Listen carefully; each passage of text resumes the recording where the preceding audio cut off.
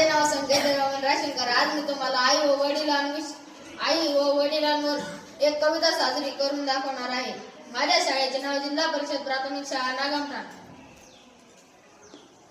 वडील माझे देवा परी, आई माझी देवी करी.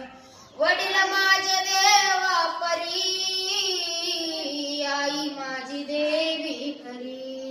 आमच्यासाठी राब राबतो